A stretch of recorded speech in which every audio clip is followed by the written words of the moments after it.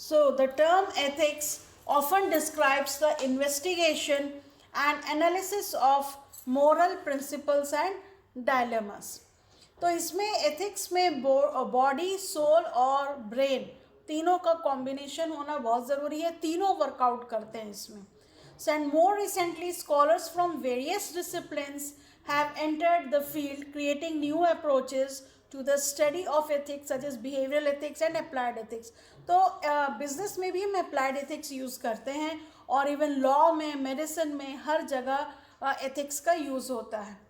For example, codes of conduct express relevant ethical standards for many professions such as medicine, law, journalism and accounting. और हर organisation का अलग अलग code of conduct होता है. So the term ethics can also refer to rules or guidelines that establish what conduct is right and wrong for individuals and for groups. But many people use the term, मतलब ये जो है ethics और moral principles ये interchangeably हम use कर सकते हैं. प्रिंसिपल्स ऑफ एथिक्स जो हम आगे डिटेल में देखेंगे, that is impartiality, compliance with law, practice fair business, accountability, trust and honesty, social obligation, stakeholder interest, justice and equality.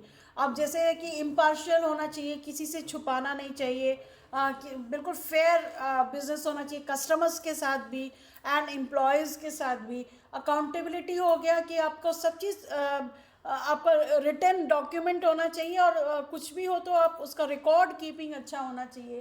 Trust and honesty अच्छी होनी चाहिए. Social obligation means corporate social responsibility वगैरह आती है जिसमें आपको सोसाइटी को भी कुछ देना होता है क्योंकि आप उससे बिजनेस कर रहे हैं. स्टेक होल्डर इंटरेस्ट हो गया कि आप स्टेक होल्डर हो गया, आप जैसे हमने देखा था कि वो लोग जो डायरेक्टली इन्वॉल्व नहीं है प्रॉफिट या लॉस में, जैसे गवर्नमेंट का ये हो गया, ठीक है, या बहुत सारे शेयर होल्डर्स हो गए.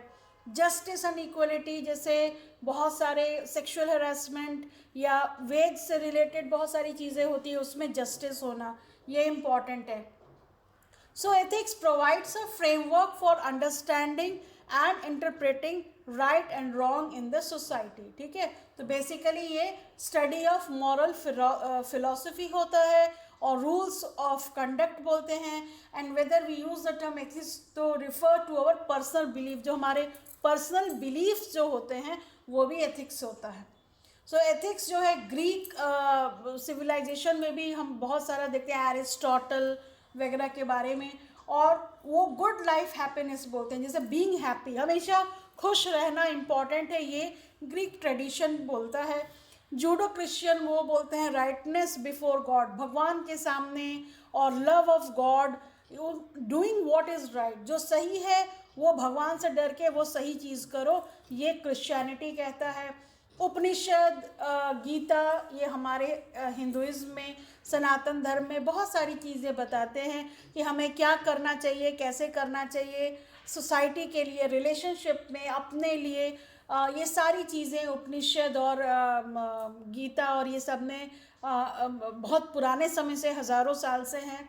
ठीक है, अब इसमें हम देखते हैं कि जो भी हमारे इन्वायरमेंट में स्टिमुलसेस आते हैं बाय ईयर, टंग, टेस्ट से, स्किन से, नोज, स्मेल, ईयर, ये सब से हम स्टिमुलस लेते हैं और फिर रिएक्ट करते हैं. अभी आप यहाँ पे देखिए कितने सारे इमोशंस हैं, एंगर, फियर, आश्चर्यचकित होना, ओके, रोना, डिप्रेशन, कई तरह के होते हैं. ये सब इमोशंस कैसे आते हैं? इन्वायरमेंट के स्टिमुलस से आते हैं. तो अगर हम इन्वायरमेंट के स्टिमुलस को मैनेज करना सीख जाएं तो हमारा इमोशन भी जो होता है, बिहेवियर, इमोशन बिहेवियर इंटरलिंक्ड है, वो भी कंट्रोल होता है. अब यहाँ पे देखिए एक मॉन्क है, उसके पास कुछ भी नहीं है, but he is looking contented, happy, और एक के पास सब कुछ है फिर भी वो चिल्ला रहा है, हैप्पी नहीं है.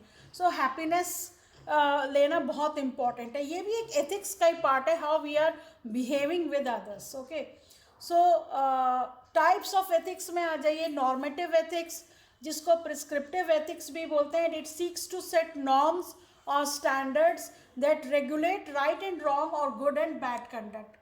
फिर इसका मतलब हो गया नॉर्म्स, मतलब होता है हो गया rules and regulation set by the society. तो हम कंपेयर करते हैं, अच्छा ऐसे होते आ रहा है तो हम ऐसे करें, ठीक है। मेटा एथिक्स हो गया डिस्क्रिप्टिव एथिक्स, ये डिस्क्राइब करता है। It aims to understand the nature and dynamics of ethical principles and the way we learn and acquire moral beliefs. किस तरह से प्रोसेस क्या है कि हम एथिक्स को सीख रहे हैं, मॉरल बिलीफ्स को सीख रहे हैं। तो नॉर्मेटिव एथिक्स कहता है do good at all times, हमेशा सही चीज़ करनी चाहिए। और मेटा एथिक्स करना चाहिए व्हाट इज़ गुड। एक चोर है जो चोरी करता है उसके लिए वही गुड होता है, ठीक है। और इसी तरह हर इंसान के लिए अलग अलग होता है कि क्या सही है और क्या गलत है। That is process, that is meta ethics. Applied ethics हो गया सबका मिला के खिचड़ी बना देना।